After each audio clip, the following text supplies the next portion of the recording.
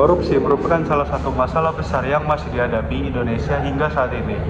Dari tindakan ini tidak hanya merugikan keuangan negara, tetapi juga berdampak langsung pada kehidupan masyarakat. Nah, dana yang seharusnya digunakan untuk pembangunan sekolah, rumah sakit, jalan, dan berbagai fasilitas umum lainnya seringkali disalahgunakan demi kepentingan pribadi atau kelompok tertentu. Nah, akibat dari korupsi ini pembangunan menjadi terhambat dan kesejahteraan masyarakat sulit tercapai. Nah, selain itu korupsi juga menurunkan kepercayaan masyarakat terhadap pemerintah dan lembaga negara. Padahal nih ya, setiap pejabat dan penyelenggara itu wajib buat mengelola amanah rakyat dengan jujur dan bertanggung jawab. Dari sini, sebagai dasar negara, Pancasila mengajarkan nilai-nilai kejujuran, keadilan, tanggung jawab, dan kepedulian terhadap sesama. Nah, oleh karena itu, korupsi tidak hanya merupakan pelanggaran hukum, tetapi juga bertentangan dengan nilai-nilai Pancasila yang menjadi pedoman kehidupan berbangsa dan bernegara. Melalui video ini, kita akan melihat bagaimana korupsi dapat merugikan masyarakat serta pentingnya menerapkan nilai-nilai Pancasila untuk mencegah dan melawan korupsi. Saya Donatan Somba, NIM 1025-1053. Saya dari Prodi Sistem Informasi. Saya dengan Bapak Iko. Pak Iko. Pak, hari ini saya mau bertanya, mau interview Bapak tentang masalah kasus korupsi dana pendidikan. Menurut Bapak, apakah pembagian anggaran pendidikan dari pemerintah saat ini sebenarnya sudah cukup baik dan merata untuk sekolah-sekolah kita? Cukup mas, belum cukup, jauh masih Belum ya, baik ya? belum puas lah kalau untuk pendidikan. Kalau mendengar kata dana pendidikan, apa pertama yang langsung terlintas di pikiran Bapak? Apakah fasilitas yang bagus atau justru isu miring seperti pungutan liar atau korupsi? Ya, kalau bisa ya dihapuskan kayak pungutan liar, korupsi.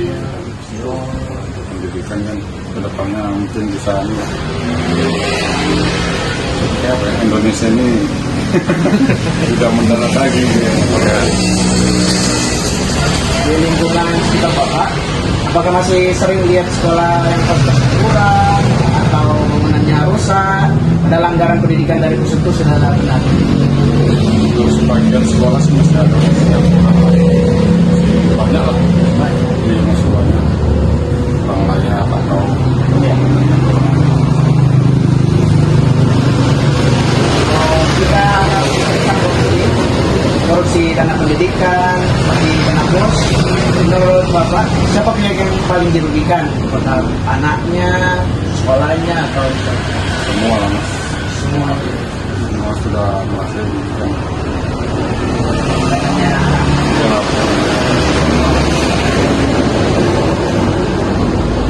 Assalamualaikum warahmatullahi wabarakatuh. Perkenalkan, nama saya Muhammad Azral Faril, NIM 1025-117 dari Prodi Sistem Informasi, dan saya bersama Kurnia Latifensa, Prodi Sistem Informasi, NIM 1025-1023. Dan di sini saya akan mewawancarai terkait kasus yang lagi hangat ini terkait korupsi Chromebook.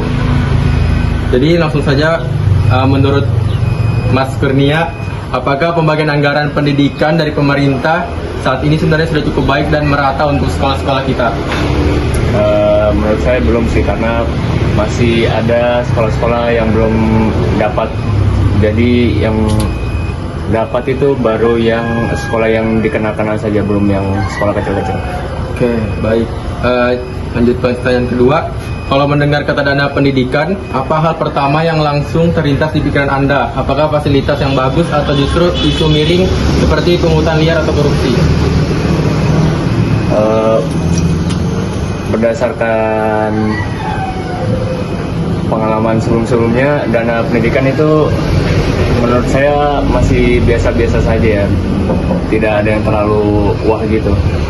Mungkin di lingkungan sekitar kakak masih sering lihat sekolah yang fasilitasnya kurang atau bangunannya rusak, padahal anggaran pendidikan dari pusat itu besar banget. Ada di Samarinda masih banyak, seperti di SD, SMA, SMP yang fasilitasnya sudah rusak tapi belum diganti, namun masih ada, namun mereka masih punya proyek baru seperti bangunan baru, fasilitas baru dibandingkan dengan menggantikan fasilitas yang sudah rusak itu. Oke, mungkin pertanyaan terakhir ya. Sekarang kan lagi ramai nih kasus berita soal Kejaksaan Agung yang mengusut dugaan korupsi pengadaan laptop Chromebook di era Nadiem Makarim yang kerugian negaranya ditaksir sampai 1,9 triliun. Jadi apakah sempat mendengar berita tersebut di sosial media atau di TV gitu? Sempat mendengar tapi tidak terlalu mengikuti. Nama saya Andra Lirohaya, NIM 10251114 dari program studi Sistem Informasi. Di sini saya bersama dengan Bapak Abdul. Bapak Abdul, baik. Di pertanyaan pertama, menurut Bapak, apakah pembagian anggaran pendidikan dari pemerintahan saat ini sebenarnya sudah cukup baik dan merata untuk sekolah-sekolah kita? Ini juga ya, pembagian itu kan nggak merata Ya. masalah rakyat kayak gini kan. Banyak yang dipilih-pilih sama warga RT setempat, jadi ya keluarganya yang harus dimasukkan dulu. Kalau orang luar kayak gini kan kayak kita ini sendiri ya diabaikan. Baik, di pertanyaan kedua, di lingkungan sekitar Bapak masih sering lihat sekolah yang fasilitasnya kurang atau menurunkan padahal anggaran pendidikan dari pusat itu besar banget. Menurut Bapak itu gimana? Sekolah itu ya, setahukannya sih sekolah ini pendidikan ini kan sebenarnya kan ada anggaran-anggaran dari atas kan ya, kayak buku apa itu kan sebenarnya kan gratis. Nah itu kok tidak gratis ya, apa-apa semuanya pasti bayar ya. Pertanyaan ketiga, sekarang ramai itu di berita soal Kejaksaan Agung yang mengusut dugaan korupsi pengadaan laptop Chromebook di Kemendikbud era Nadiem Makarim yang kerugiannya negara ditaksir sampai 1,9 triliun. Bapak sendiri sempat mengikuti atau mendengar berita ini di media sosial atau TV? Ya di TV ya, cuma mendengar aja kasus-kasus itu kan, nggak terlalu detail menonton kan. Menurut Bapak dampak masyarakat apa dari kasus tersebut? Ya kita dampaknya masyarakat ya kena juga sih imbasnya. Nah imbasnya juga masalah perekonomian ya begini kan, korupsi gitu kan, akhirnya dampaknya kan ke orang kecil. Nah, terutama saya kayak gini kan ya, jualan juga ya biasanya kan nggak kayak dulu rame, masih ada batu bara apa itu kan, sejak ada batu bara ini ya sudah jualan di ya. Terima kasih. Oke, hari ini kita ada kedatangan satu narasumber kita, mahasiswa Institut Teknologi Kalimantan. Dengan siapa di sini? Baik, aku Alejandro Pelio Bayu Haji, salah satu perwakilan sebagai mahasiswa Institut Teknologi Kalimantan. Oh iya, ngomong-ngomong Mas Lil, update nggak sih kasusnya Pak Nadiem Makarim ini? Jujur update. Yang tentang korupsi Chromebook. Nah, Kira-kira dari pendapat Mas Leo, menurut Mas Leo, pembagian anggaran pendidikan dari pemerintah saat ini sebenarnya sudah cukup baik belum sih untuk pemerataan sekolah-sekolah yang ada di tanah air kita? kalau untuk sekarang, untuk pemerataan pendanaan untuk sekolah-sekolah itu jujur masih kalang kabut karena kurangnya transparansi, apalagi dari pihak sekolah itu sendiri. Entah salah siapa, tapi kalau menurut aku pribadi tingkatnya belum terlalu merata. Oke, untuk pertanyaan selanjutnya, kira-kira di lingkungan sekitar Mas Dio tuh pernah melihat nggak sih kayak sekolah yang fasilitasnya kurang memadai? Padahal perlu diingat-ingat anggaran negara kita itu triliunan untuk di sektor pendidikan. Kira-kira di lingkungan sekitar Mas Dio pernah melihat nggak sekolah-sekolah yang fasilitasnya kurang memadai gitu, seperti rusak atau kurang maintenance atau segala macam gitu?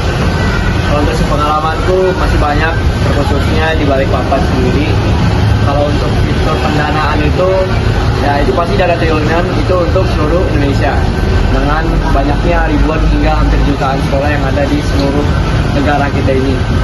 Tapi tentunya dari kota kita sendiri itu pasti ada dananya sendiri yang memberikan bantuan. Dan sampai sekarang bahkan sampai sekarang pun masih banyak menurutku yang sekolah-sekolahnya itu masih banyak fasilitasnya yang kurang, rusak maupun yang belum direnovasi sama sekali. Oke, pertanyaan terakhir, di persidangan dugaan korupsi yang dilakukan oleh Pak Nadiem Makarim sampai saat ini dibahas jika proyek Chrome OS ini terkesan terpaksa gitu, dipaksa. Padahal banyak sekolah di Indonesia yang tepatnya di pelosok-pelosok itu mencari sinyal saja sulit. Kira-kira Mas Leo melihat anggaran triliun ini sasarannya tepat atau tidak? Untuk anggaran triliunan harusnya dari pihak pemerintah sendiri itu harus bisa mengelompokkan dirinya di berbagai stadikis lainnya, seperti yang tadi Mas yang ngomong, di mana beberapa sekolah di Indonesia sendiri itu masih ada beberapa yang di pelosok-pelosok maupun di tempat-tempat yang memiliki jaringan yang kurang memadai. Ya, kalau menurutku untuk Promoya sendiri itu salah satu program kerja yang baik, tapi untuk pemerataan dari semua outputnya itu masih kurang. Baik, sekian sudah wawancara dari saya. Kita akhiri di sini. Terima kasih.